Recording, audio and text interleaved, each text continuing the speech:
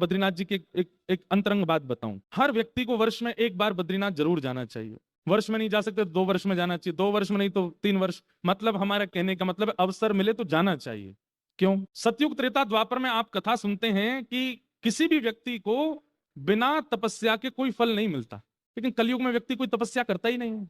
फिर कलयुग में फल कैसे मिल जाता है? जब हम तपस्या कर ही नहीं रहे तो हमको फल की प्राप्ति हो कैसे जाती? कर्म तो हम करते हैं, लेकिन फल कैसे मिल जाता है?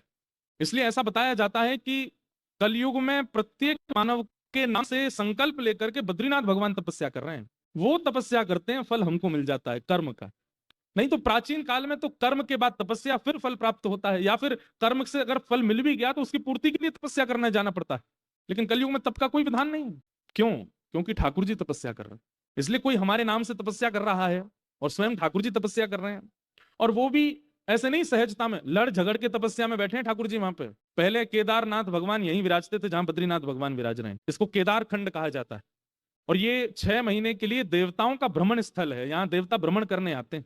तो ठाकुर जी ने मन बनाया तो शंकर जी के पास जाकर के कहा कि हिमालय में हमको थोड़ी सी जगह दे दो, हम तप करना चाहते हैं। तो महादेव बोले क्षमा कर दें भगवान, मैं अपने स्वामी को तप की अवस्था में देख नहीं सकता, कोई जगह नहीं मिलेगी आपको, आप तपस्या करो, मैं देख ही नहीं पाऊंगा। आप हमें बताओ कितने दिन की तपस्या करनी, हम करेंगे आपके नाम से। नहीं नहीं महादेव जी आप समझिए, हमको तपस्या करनी।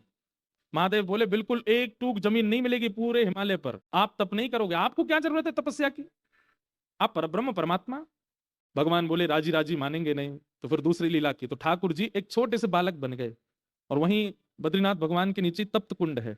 तप्त कुंड के पास में एक छोटे बालक बनकर के रुदन करने लगे। यहाँ महादेव और पार्वती जी रोज तप्त कुंड में स्नान करने के लिए जाते।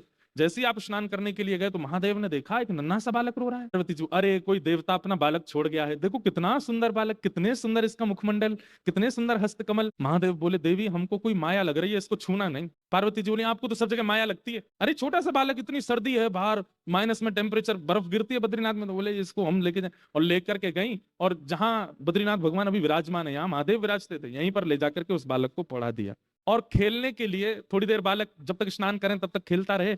तो गेंद के जैसी